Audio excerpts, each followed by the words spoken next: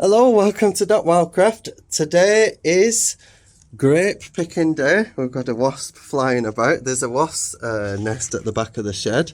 I was doing a little lessons in discomfort exercise yesterday, and trying to tell myself, what does the wasp want? The wasp wants some food.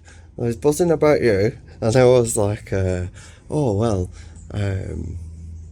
maybe this wasp is going, oh, what's he smell like? Who's it? What's he doing here? And then he'll report back if I haven't waved about and caused sense of feeling and making it feel threatened. Report back and I'm like, all right, if you sniff this, it'll be all right. Is it all right, lad? Because they've moved in at the back of the shed. That's their home. I am in their home. Here we go. So this is what we did collect. And this is the bunch that got left. It's a big look at all that. Look at the denseness of it. So what I will do, I think I'm just going to leave the green ones because there's two varieties. There is another variety. So whilst they got picked, Wynn was just taking back some planks of wood to extend the chicken pen with the chicks in. She said, when I was with her, it was amazing to see just how quickly they grow.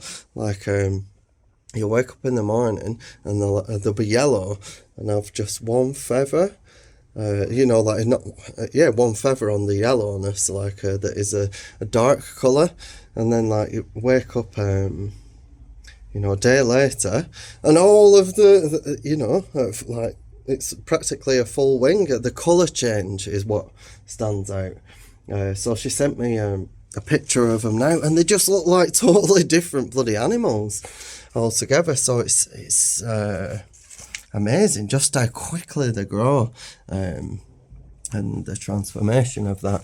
So what I will do here now, I got told when said, because I was like, when is, how can you tell the peak ripeness? Because what I've been using as a gauge is just the feel. If it's too squishy, it's like, that needs to come off, or it'll. I've been running because it's my first time seeing a grapevine. Because my focus is the wild stuff, so I've been just using touch as a gauge, and the feel of if I run my hand down it like that, if it pops off, then I say to myself, well, it wants to pop off and land on the ground and put its seed, so it's ready. So that's what I've been using as a gauge. But Wynn said, will I be able to do it? There you go. So here, she said, if it's translucent and you can see the seed, then it's ready. So that was really cool to have in the old knowledge banks. Now, so I have been waiting until a day where for that is designated to a grape picking day, because it's I've never seen it, so I think it's amazing, so I think it's special, so I think it should be done together with Wim, who's just tended the land and invested a lot of energy and herself into this place. So I wanted to do it with her, but she's really busy with her. She's got just she's a force. she's everywhere all the time, and it's something to behold. So what I'm going to do, so I was there before, weren't I? And this has been a thing. I've been seeing these, and other things, life forms have got to it. So I have been trying to stop that taking over. But what I will do in a minute, when I've harvested this big bunch, is just go through and do an average of, so if it's like over, say, 75% that are ready, I'm just going to take them all down and put them in another bucket. So I'll clear these, pop them in bucket, and then I'm going to use, if you check back on the last video, because it is the wild yeast that is from the site, I'm going to use that as a starter culture instead of, because I haven't made a starter culture specifically off the grape bloom previously. That's how I do it usually, so it's just tailored to a specific fruit.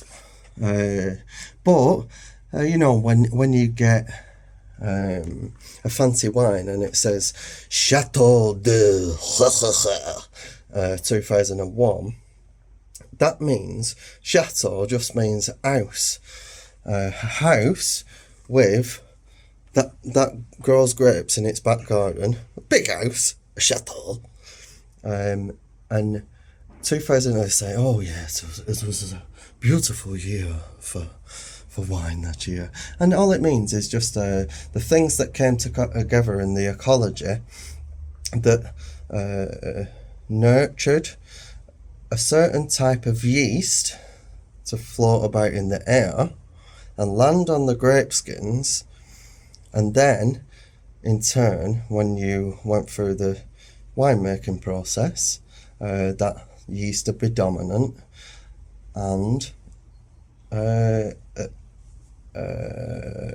comes through in the attributes of the flavour for the wine for you. So that's what it means. So that's an interesting thing that people don't really know, and they're like, oh yeah, that's interesting. So just thought I'd share that there. But so it is still, even though it's not off the grape skins, I because I haven't prepared the yeast off the grape skins, I just want to ensure that it doesn't go to vinegar, or doesn't, or there isn't any other thing that is in the air, because there's all sorts. It's like alchemy, the fermentation process. It really is, and it's like I'm trying to explain it to Steve, because he's just got his first. You'll see in the video previously, he's just started off his first yeast culture, and then I've got a kombucha, and then I'll introduce him to different types of even mold cultures, like that's how soy and tofu and sake, that's a mold that does that, and it's it converts starches into sugars. So beer is that process. The malt is grains, which is, it's got sugars, carbohydrates. Carbohydrates are sugars locked in them, and then that's why you look at the back of like any tins and that, and it says protein, the fat, and carbohydrates, of which sugars, like, so the carbohydrates are sugars, but the sugars are just like the unlocked, refined sort of thing. Not refined, because you can actually, but there you go. So that's what the microbes like to feast on. So it is that even though it's like off gooseberries, raspberries,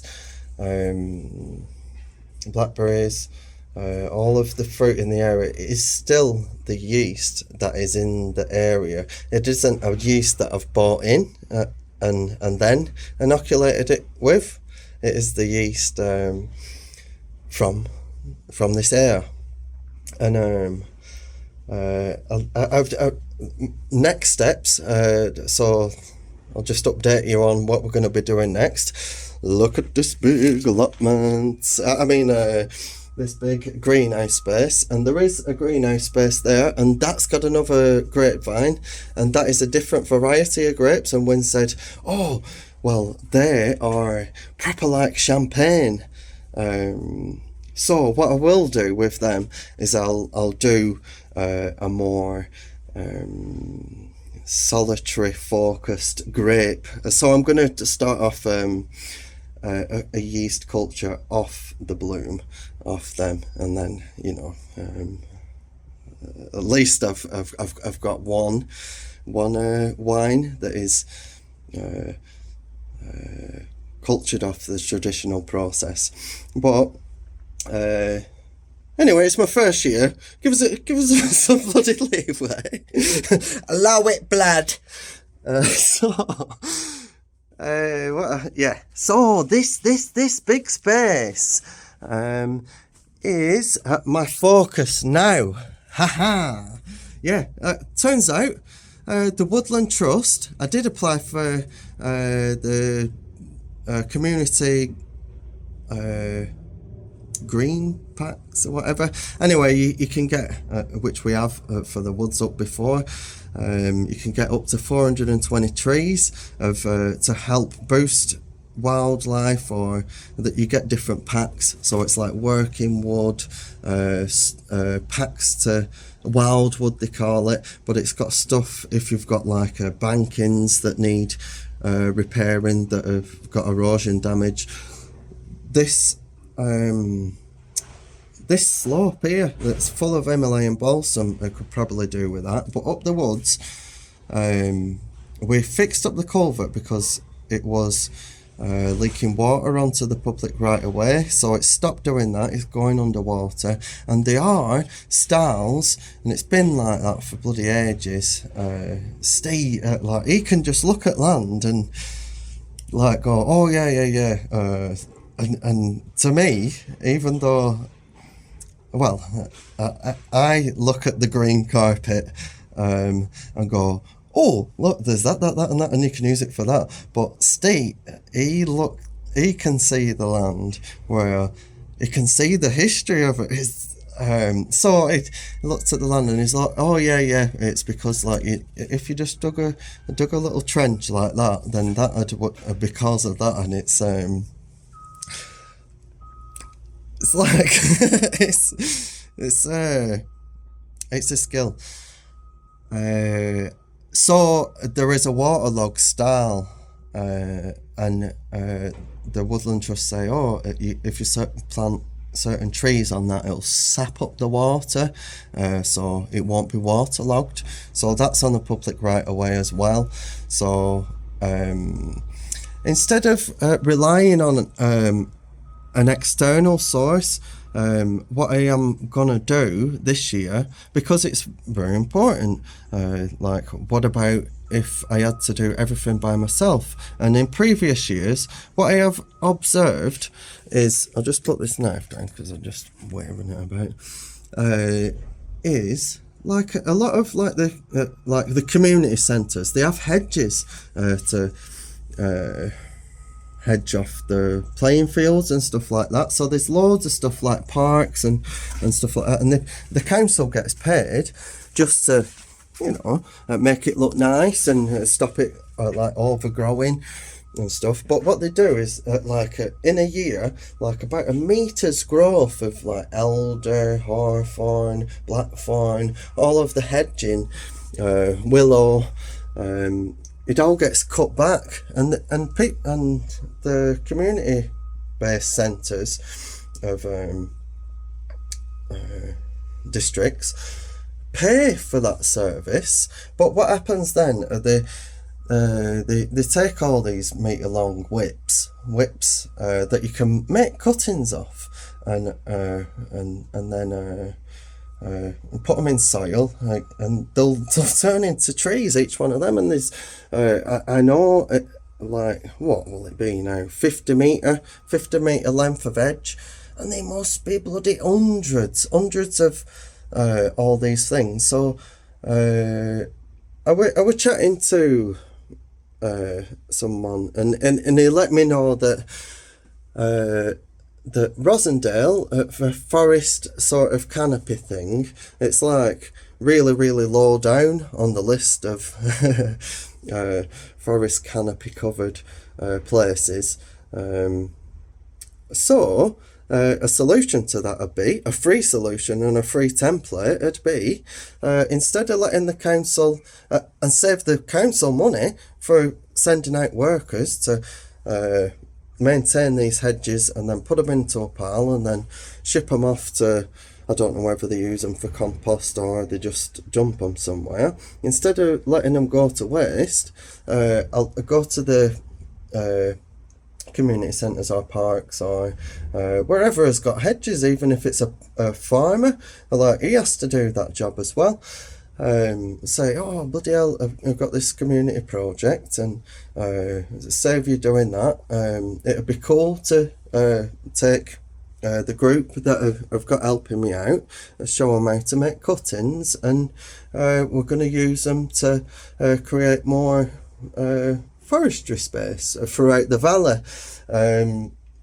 And I'd love to do an experiment on the common land, and stuff like, instead of the dry stone wall, or even like as a sandwich, as a dry stone wall, and then coppiceable firewood or fruiting, wildlife helping, or forageable hedge, with then a fence, which you can get paid for to do it, because it helps out the social and economic. It has value in them areas for any bit of land, and the government has schemes like rural payments, countryside stewardship to help out with that. It would be really good to do it like in a sandwich effect, so it's like the dry stone wall that are already in place that need maintaining as well, and then a coppiceable live hedge, and then the countryside stewardship grant just to protect that from grazing animals, and that'll already be on the land. So there's unregistered common land and there's registered common land, and the registered common land is should be in use. No, it's not all in use, but it had been registered at one point when people were working the land. So it just, and it doesn't take up a lot of space. It's just like the dry stone wall, the size of a hedge, you've seen the hedges, and the fence line just to protect, just to make sure that gets going, and that, I think, it'd be an awesome experiment, and it'd provide a lot of value. So instead of relying on an external source to provide tree packs, they're all there, and there's a cap off at 420 trees. So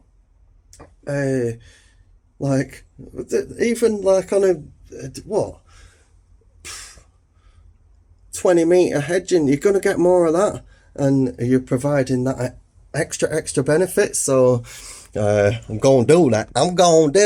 And look, I've got a bloody sapling nursery here. Here we go. So, oh fuck me, on 18 minutes. Right, I'm going to cap it off at that. I don't know whether YouTube will let me do a 20-minute video. I think it's capped off at 18 minutes, but I went on a bit of a mission there, but I'll leave it on there. Right, don't forget to like and subscribe.